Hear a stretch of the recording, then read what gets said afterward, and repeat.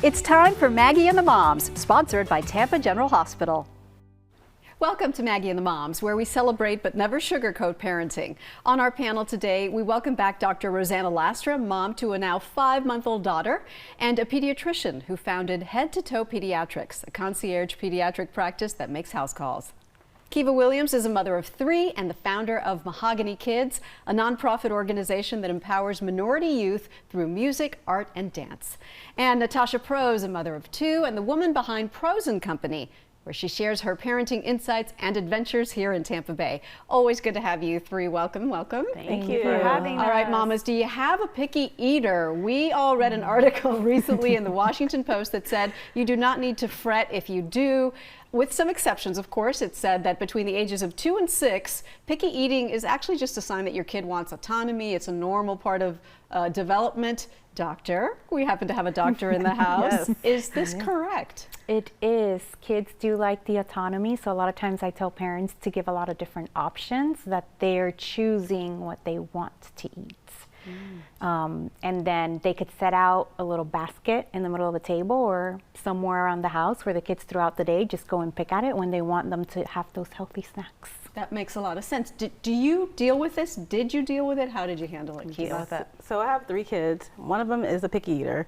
And the article was pretty good, except I didn't like certain things they said about, don't bribe. I don't call it bribing. I call it negotiating. I call it negotiating. I'm saying, eat. Sometimes you got to do what you got to do. You got to eat 2 pieces of broccoli before I can give you something else. I mean, you're not having dessert unless kind of thing? Yeah. But the article said don't do that. So sometimes they put the dessert with the fruit. But it works for some kids. Okay. You gotta do go based what off your works kids. for you, right? In parenting, don't you think? What about you, Natasha? There is no shame in negotiations, for sure. But yes, I do have a picky eater. I think he's coming out of it, but I think it's, it's a challenge, but it's helpful to set some ground rules. You got to try what's on your plate at least once. Yes. So we are thankful that they're at least trying it once. That's good. 2 things I have learned about picky eating. Number 1, no matter how many times you ask the question or how many times you try to get a kid to like something they don't like, pretty good chance they're not going to like it. There's this funny video in my phone that I was going to show you, but my son would kill me. It's from when he was a baby and I'm giving him chicken for the first time. And I'm like, Mikey, do you like the pollo?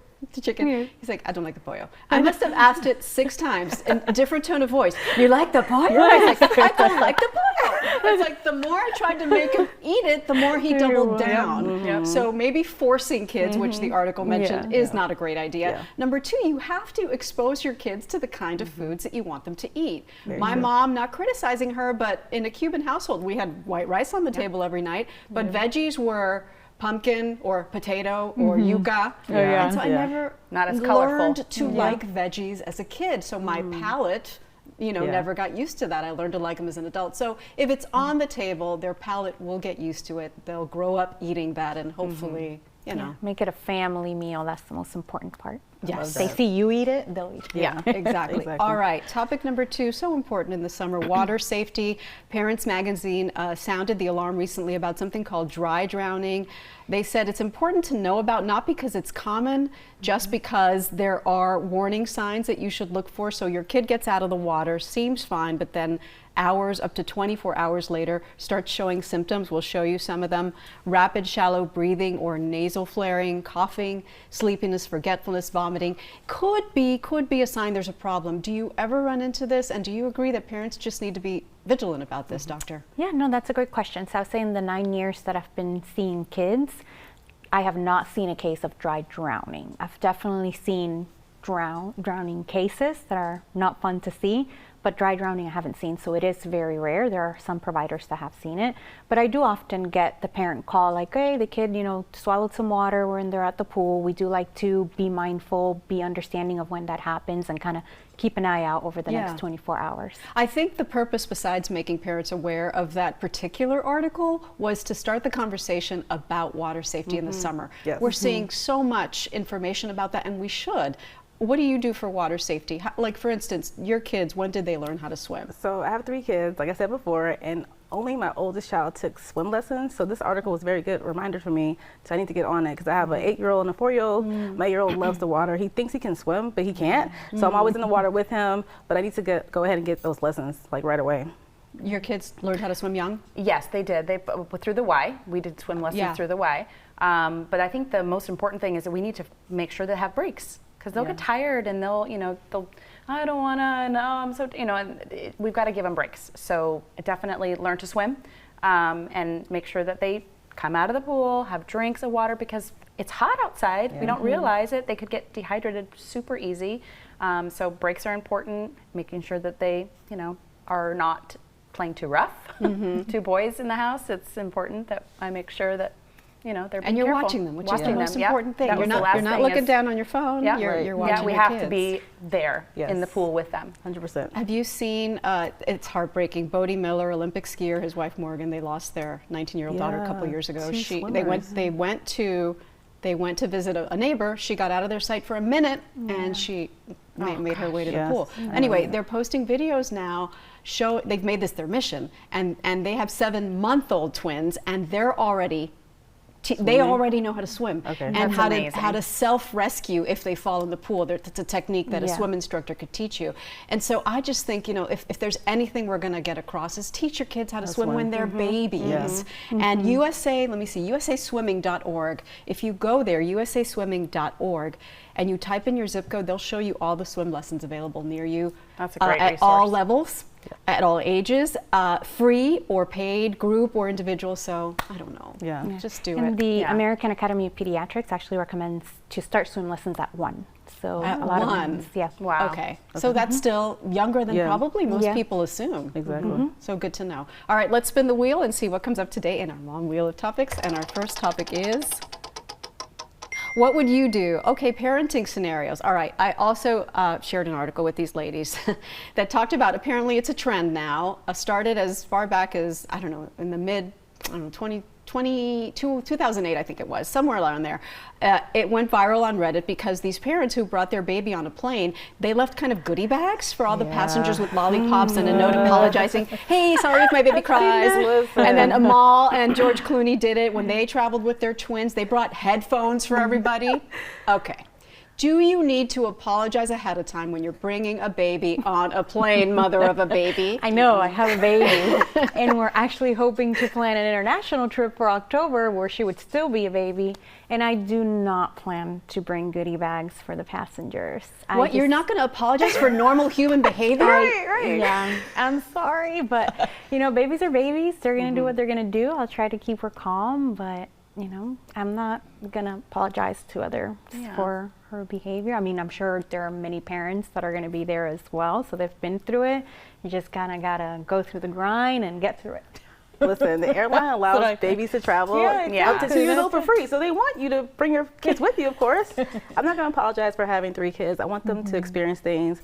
I mean, of course, I'm going to try to do what I can to keep them quiet. I'm going to bring like books and toys, food, but I'm not going to give out disclaimer. Sorry, no.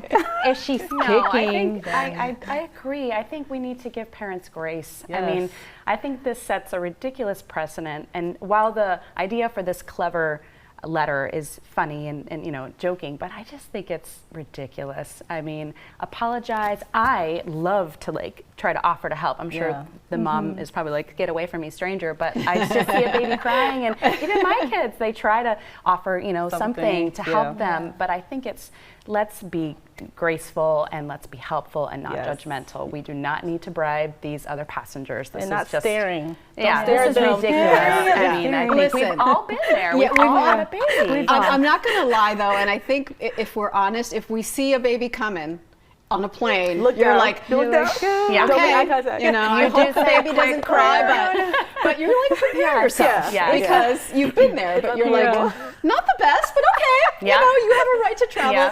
But I think a good suggestion, and I read this, some celebrity on social media said, I'm traveling with my baby, so what I'm going to do is try to book a flight that coincides with her nap schedule. Yes, the key. That's smart. Because babies are on a schedule. I mean, unless you're having a super long flight like you, and maybe you won't be able to do it. I think that's a good or you've reached compromise. delays, and there's really, there's things that are out of your control. But I do think that we just need to be understanding and human to one another. And when I travel, sometimes I bring my own earplugs. Yeah. Because maybe an adult who's playing some loud music or something. snoring. Snoring. Yeah.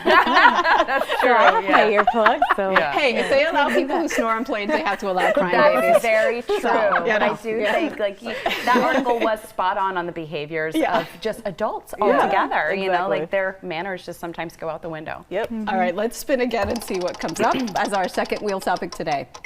At what age? All right, let's stick with the traveling theme. Ladies, at what age do you allow your kids to pack their own suitcase? Kiva. So I'm a type A personality. I like things in a certain way. So I just started letting my teenager, he's 14, pack. I mean, I'm letting go of responsibilities. Maybe it's too late, I don't know, but I just started at 14. 14. Okay. Natasha? I will say that maybe the teens is good if I want them to pack clothing, maybe not this age yet. I have an 11-year-old and a 7-year-old, so. Because? I don't think that they're thinking about it. I think they're thinking about their fun stuff. I have to give my kids a list. My 11-year-old is more likely to follow this list. Please make sure that you have a shirt, short, underwear. Yeah, and I think he will be more likely to follow. My 7-year-old will be like, Mom, my Pokemon cards are way more important than clean underwear. The thing is that they'll pack like 18 underwear and like one pair of shorts. You're like, true. Exactly. I don't know, but what do you think? I mean, I don't know age-wise, but I would say I would give options so they still feel like they're packing on their own, but like, which of these 3 shirts do you want? Which of that's these so nice of you. 3 pants? And like they're still choosing. Yes. But it also depends on where we're going, right? So if we're going on a road trip, whatever, pack whatever you want. But I mean, if we're going on an international trip, they don't understand that they need certain things. So. Yeah. Or not to bring so many things. All right. Well, I agree with y'all. My daughter's been doing it. She's 17. She's been doing it for years. I think maybe she started when she was 13. Does a great job. My son is 12. Hasn't done it yet. But guess what, Mikey? You're doing it this summer. He doesn't know. Report back. Yes. We'll do. Yeah, Thank you, report back ladies. for sure. Yes. And still ahead, we're talking dads and their health. Our Maggie and the Moms sponsor Tampa General Hospital here in the studio with important information during National Men's Health Month. Daytime, we'll be right back.